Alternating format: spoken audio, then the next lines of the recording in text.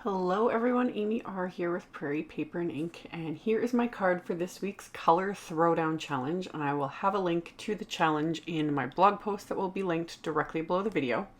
So the colors for this week's challenge are a green, a kind of a teal blue. I saw it more as just blue, and yellow. So my first thought was to use the My Favorite Things Whimsical Waves background stamp that I just got recently, and they're Soak Up the Fun stamp set. So I started with the Whimsical Waves background, and I stamped onto some Canson XL watercolor paper that I trimmed down, and I stamped it with Simon Says Stamp Clear Embossing ink, and I'm coating it all with some detail white embossing powder. And even though I'd used my anti-static powder tool, I obviously had, some fingerprints or whatever that the embossing powder, you can see where it was picking up. But I just used a dry brush to kind of brush away those areas. With something like this, it doesn't bother me. If it was, a detail image like the ones I use in a little bit, there's a chance that I would have to restamp them on a different piece of cardstock, just because you don't want that splatter of embossing powder being caught on your fingerprint and then ruining the image.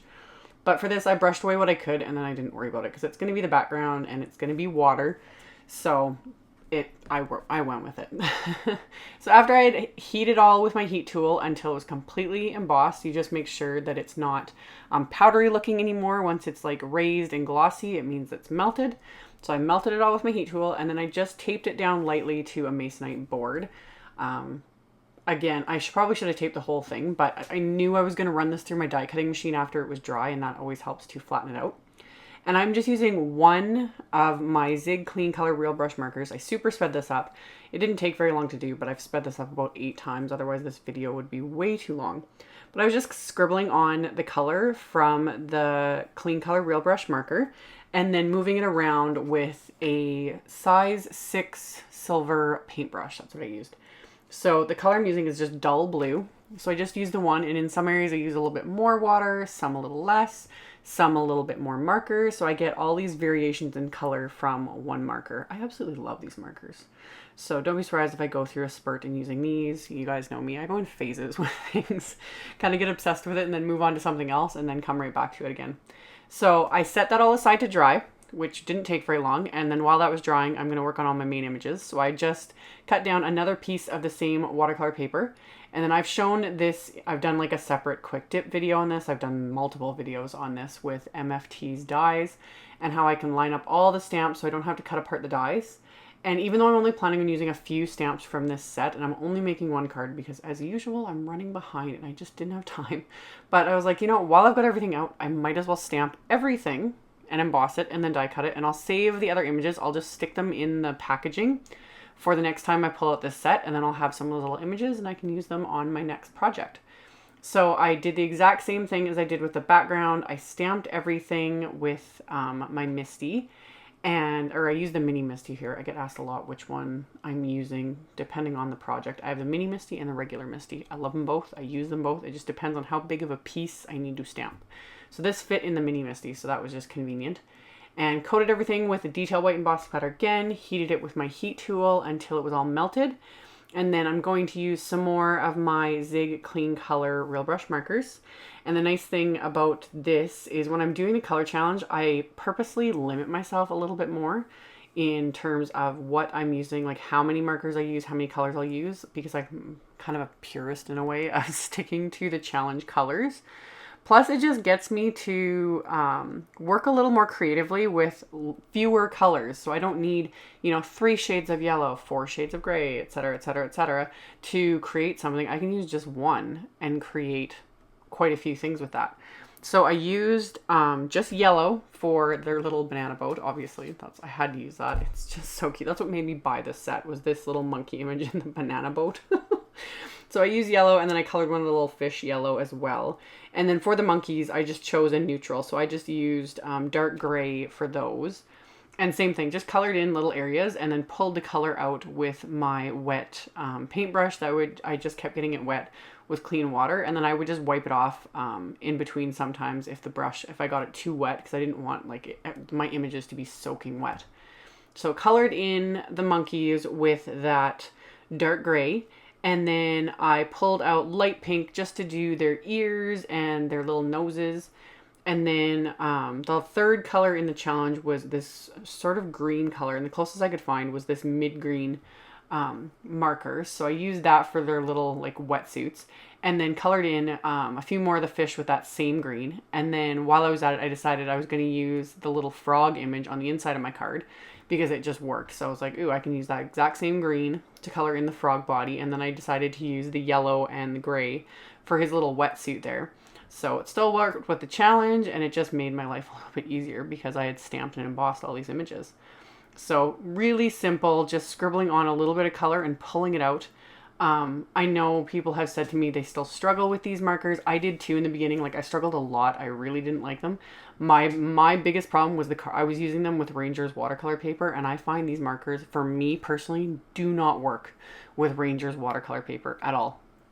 I really love them with this Canson XL, and I also really love them with Strathmore cold press watercolor paper, and then the Strathmore Bristol Smooth.